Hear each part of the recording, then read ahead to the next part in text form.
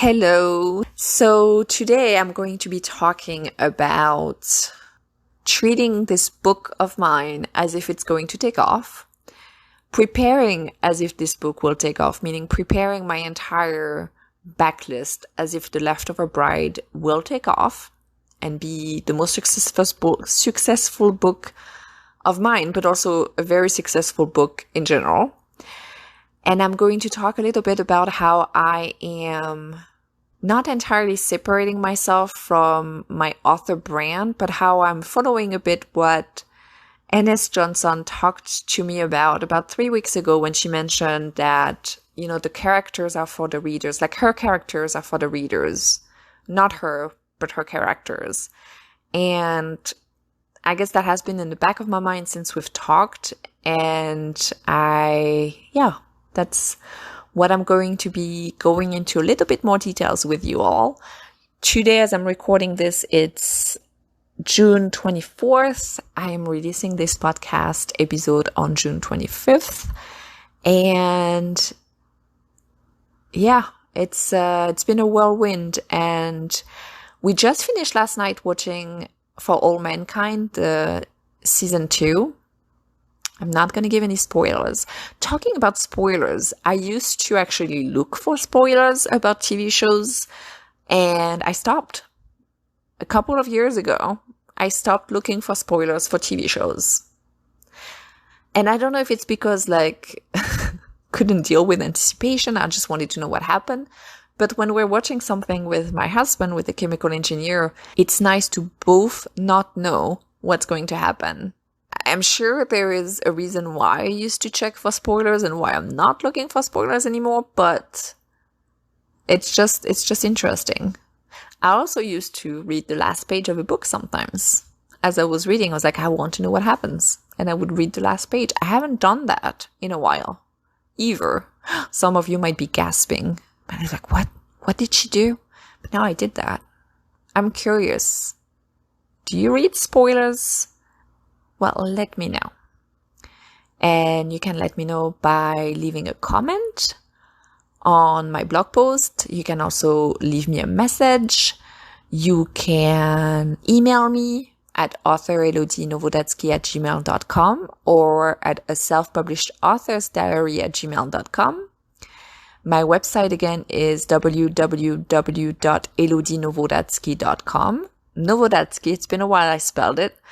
It's NOWODAZKIJ. You can also go to a self-published author's diary.com. It actually will redirect you at this time to my website. Thank you to everyone who's already rated, reviewed, followed this podcast. If you have not yet, I would truly, truly appreciate it if you have I don't know if you can do it if you have an Android. I should look into that.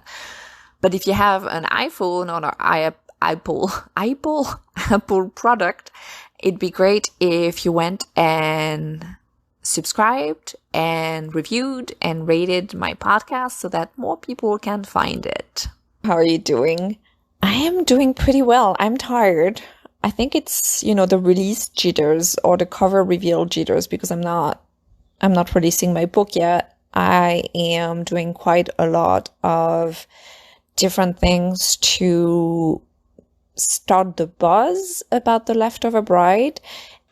And I am also very excited because what I'm working on right now for The Leftover Bride, and when I'm releasing this podcast, my cover reveal will be live. I have prepared a few things for people who have signed up to help out, or for myself also to be able to share on different platforms. I am creating actually, and I'll get into that a bit later, but I'm creating social media for this book. I will also next week do another kind of reveal with the first chapter or so, and then people will be able to sign up to my newsletter to receive the first 5 chapters of the book. I've explained a little bit last week why I wanted to do that. So I worked on doing the Instagram Reels video, TikTok video. I used Canvas for that, and it was pretty easy. I used that in BookBrush, And yeah, that's basically what I've been working on. I still need to write my newsletter and my blog post for tomorrow. And I've also worked on a website, The Leftover Bride, www.theleftoverbride.com. I am creating an Instagram, which is also going to be The Leftover Bride, a TikTok, which is also called The Leftover Bride. And my goal will be to release every week on those social media a quote, like a teaser Tuesday or something from the novel or something about the characters. And I'm not doing it on my main Instagram. And I think about what N.S. Johnson told me when we talked about 2-3 weeks ago. Time is a concept, right? About how the characters are for the readers. You know, like the characters, not her, but her characters. And while I understand that, you know, an author can be a brand and everything, I've mentioned several times that I don't know, I'm a bit uncomfortable with the idea. And Erin Bauman, if you don't follow her on Instagram, and it's funny because I talk about following people on Instagram after I said that I don't know about how to do certain things on that. But Erin Bauman, whose Instagram handle is Hey Erin, HEYERIN. And she is a middle grade NYA author, and I love her books. One of her books actually also got me out of a reading slump years ago. So she mentioned how, you know, she had been offline and that she missed chatting with readers and celebrating the good news of fellow writers, but she did not miss being online. And then she was mentioning that one way to look at maybe social media for her is to like use it as if she was famous in a way, because she needs that time to be able to, or when she has news, you know, when she has news to share, when she posts, when she likes, because she needs to write the darn book, and how it's important to write the book because that's how you're going to make an income mostly.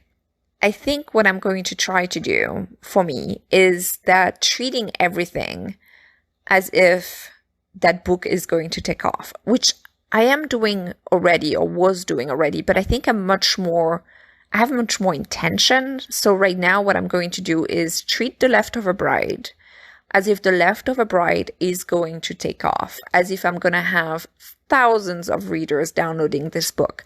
I need to make sure that everything in terms of my backlists, everything in terms of the books I've already published, everything in terms of my newsletter is ready in case or when this book takes off. I've heard about authors saying like, oh, you know, some of my books took off and I didn't have certain things in the back. I'm not one of them. Like, in A Summer Like No Other, I don't need to look at other people's example. I can just look at myself. When A Summer Like No Other in French took off, I did not plan for this at all. I had thousands of downloads and I did not have a French newsletter. And I could have a French, I do now, but it's not, I really need to like revamp that too. But it's not like I can't write in French. It's not like I can come up with things to say. It's not like I can also translate using DeepL and it's fast. The English newsletter that I sent and adapt them for the French audience, that's what I've been doing for a self-published author's diary newsletter, which, by the way, I know I'm slacking on, but I am recording a podcast every week and I need to find a process for the email that works. I really like what Elle Penelope does for her weekly emails. If you have not subscribed to those and you're a writer, you really need to, because she mentions everything that she enjoys or learned, or like she has things that are very interesting, that are tips that she's read somewhere else, things that she recommends, things that she found intriguing. It's a very good newsletter. There are links and she's explaining why she's putting them in the newsletter or what they're about. Highly recommend, again, listening to her podcast and checking the links that she adds. But what I'm saying right now is that I need to figure out a process for that to work. I also need to make sure that the things that I've put in place can work if the Leftover Bride takes off. So for example, I added, and I mentioned last week that I was going to do the A Summer Like No Other YouTube, and I will send it to the people who are currently subscribing to my book funnel promotions. So far, I've gotten a lot of clicks on people wanting to buy Always Second Best on different e-retailers, not a lot wanting to buy it directly from me with 25% off. So I have to figure out, like, why do they click? Maybe they're just more used of buying it on Amazon. Maybe they're worried about the distribution. Like, maybe I have to make something clear about that. I also have A Summer Like No Other first about 40 minutes of the audiobook up on YouTube. I will also add the link in this show's description, and I'm sending that to people, as I said last week. And so far, it's gained a few views. It hasn't gotten a lot of subscribers, but at the same time, it has only been sent so far to 5 people because I do delayed sending. I send the first welcome newsletter 24 hours after they signed up to receive the book. So, there's a bit of delay there. I have about 30 people waiting to get that email. For that email, I usually have a 50% open rate, which is pretty good. And I have usually a 10, it depends on like the time, but it's between 10% and 25% of click, which is also pretty good. Yeah, I'm working on a lot of things. And for The Leftover Bride, I'm not adding things that I believe may not work as well. So I am organizing my time so that I'm focusing on things that A, I'm good at, B, I do believe can help, and C, I'm making a list of things that would be nice to do, but are not a must. For example, a book trailer. A book trailer is not necessarily a must. You might gain more views, it might help, but it might take a lot of time to make if you're not somebody who is used to using different tools. You might have to spend money other ways to make it. So I've made one for Fear Me, Fear Me Not. I really liked it. I spent a bit of money on it. Like, I think at the time I spent maybe like $80 to $100 on it. It was not like a super duper fancy trailer. Did it help? Well, at the time, I don't know, because I was not using a lot of data analysis to see if that actually helped. For The Leftover Bride, I did, as I said, an Instagram Reels video and a TikTok video, and it took me maybe, okay, the cat is now attacking the TV, which is problematic. So I'm going to have to bring him upstairs. But I have a video that I've done, but it's not like a full book trailer. It's not what I would do with a voiceover or anything like that. So I'm getting more pre-orders than I did for some of the books that I thought would gain a lot of pre-orders. Like for Trust Me, Trust Me Not, for example, I had an entire campaign going on where the proceeds of Trust Me, Trust Me Not, including the pre-orders, like 50% of the proceeds would have gone or did go, but like I didn't get as many pre-orders as I thought, to the Leukemia and Lymphoma Society. Like for me, I was offering something that was of value. My books are great because I wrote them, but I really think they're great. I have a lot of followers. I have a lot of, people in my readers group. I have a lot of newsletter subscribers. And yet, that was before I did all the big cleaning of my mailing list. And yet, I did not get a whole lot of pre-orders. But I did not do a lot of the things that I'm doing right now. Granted, it was right before my transplant. Like I released that book, I think in Trust Me, Trust Me Not, I released in September 2019. I got my stem cell transplant, like my autologous stem cell transplant in October 2019. So in terms of having time to do a lot of things when you're going through preparation and to prepare for stem cell transplant, you have quite a lot of things that you have to go through. A lot of tests. It takes time. You have to get an additional kind of Mediport, but it's called differently. I called it my lobster, so I don't remember how it's called. Anyway, so you have a lot of things that you have to do. And I did not think about my marketing except that that's such a good cause. I want to help people. Clearly, people are going to pre-order it.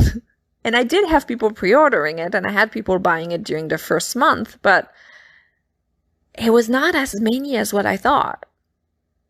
So for the Leftover Bride, I am putting the Leftover Bride in the forefront. And I'm thinking as I'm speaking, but I think it also makes it easier for me in case it does not do the way that I think it might do, because I'm separating myself a bit from my book in the sense that I am putting the characters in forefront. And that's what I did with Trust Me, Trust Me Not. But at the same time, I was the one asking for people to pre-order it for a cause that I truly believe in. And when it didn't go exactly, and I'm grateful to everybody who pre-ordered. I'm also grateful for everybody who donated at the time. And I'm very grateful for everybody who spread the word and match my donation. I had people who matched my donation to the Leukemia and Lymphoma Society, and that was truly humbling, and I'm super grateful for that. But at the same time, when it didn't go exactly as well as I thought it would, I took it a bit more personally, because it was a cause, again, that was personal to me. And I thought even people who might not read my books might still pre-order it as a favor, in a way. And this is not what I want with my books. I don't want to have people doing me a favor. I don't want people to necessarily conflate my books with me, especially people who are close to me. So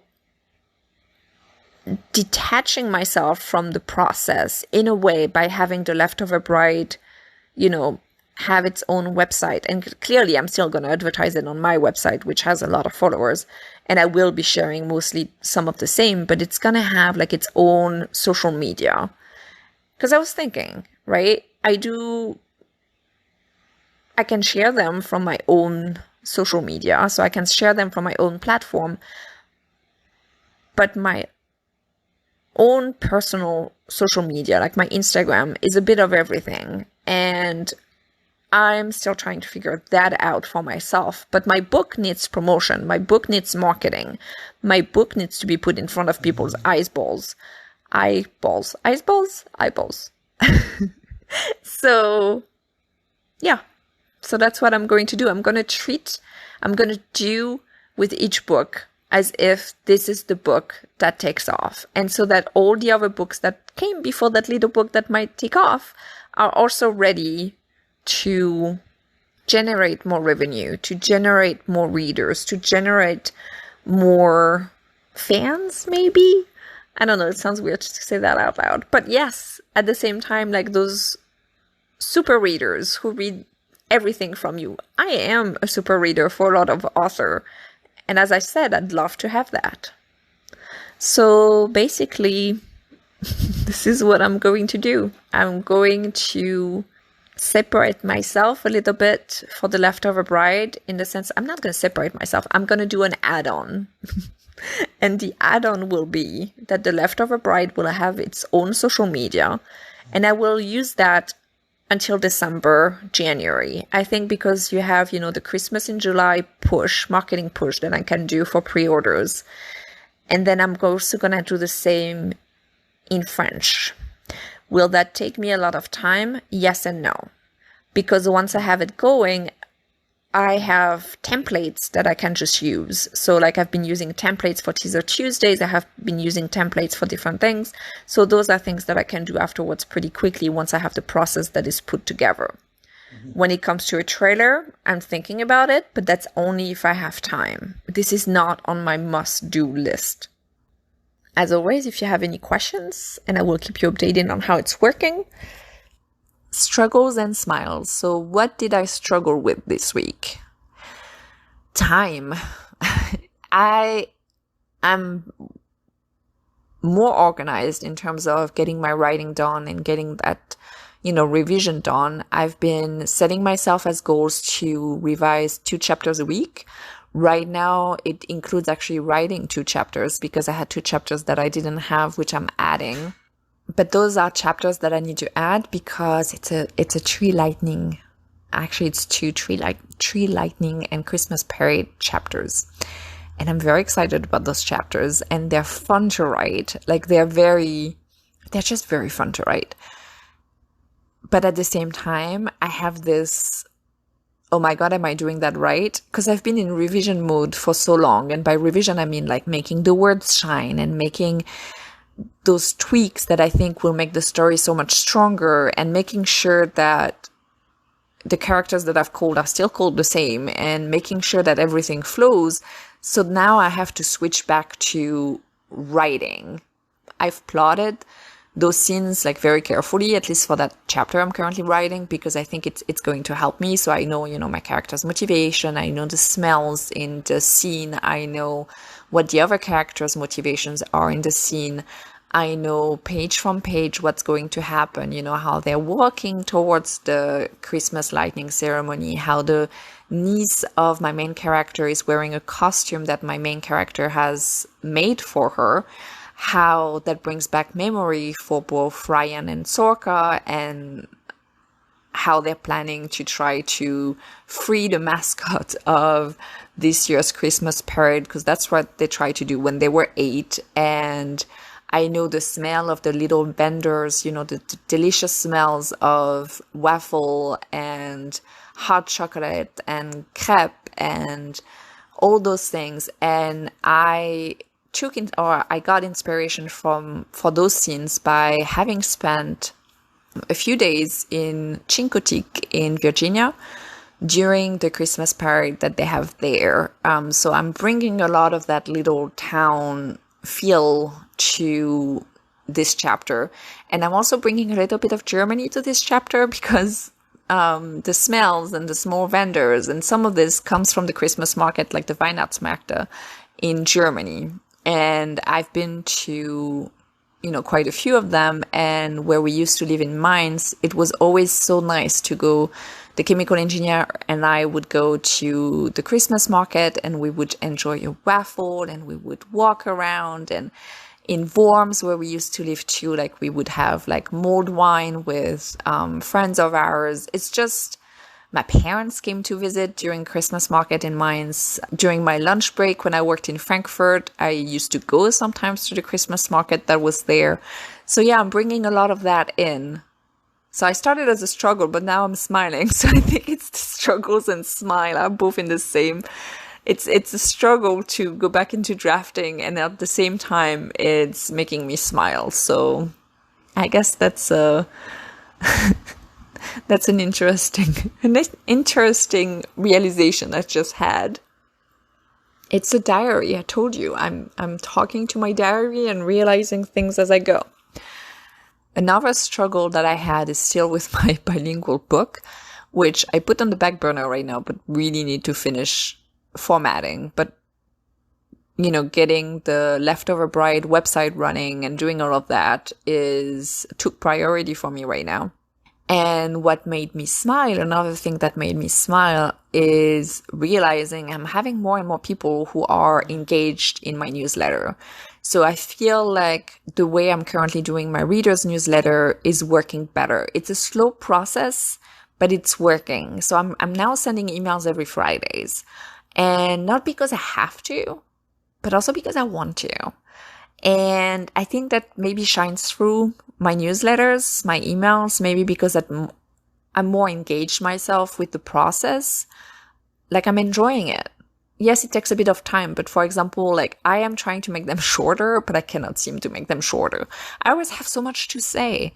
So yeah, that's something that made me smile when it comes to writing and self-publishing.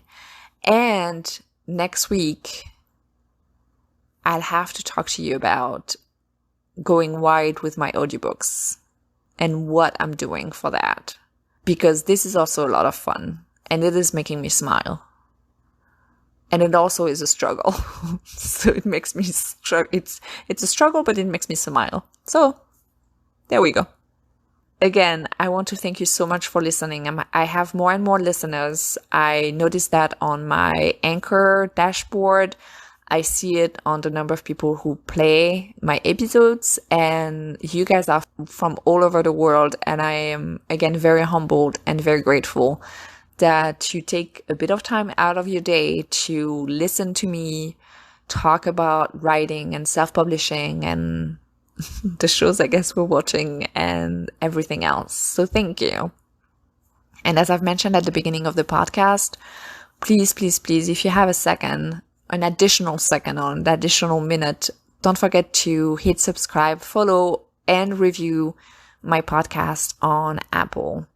You can tell them that my French accent is very charming if you think so, or you can tell them that it's nice to know that you're not alone in the self-publishing world or the writing world, because I know this was something that was so important to me when I started listening to El Penelope's podcast, is feeling like I'm having a conversation with somebody and still learning a lot, that I'm having a conversation with somebody, even though I'm listening, I'm not necessarily chiming in, but learning a lot and just realizing that a lot of us go through the same hurdles and the same questions. We might not always have the same answers. And when I'm doing the Feature Friday and I talk to authors and see what their process are, we may have different sometimes processes, we may have different goals, we may have different things in mind for what we want our career to be, but it's very nice to know what the behind the scenes are. And if you're a reader, it's also nice to know what happens behind the scenes. I think it's interesting. I hope. All right. So again, thank you so much for listening. Happy writing if you're a writer, and everybody, happy reading.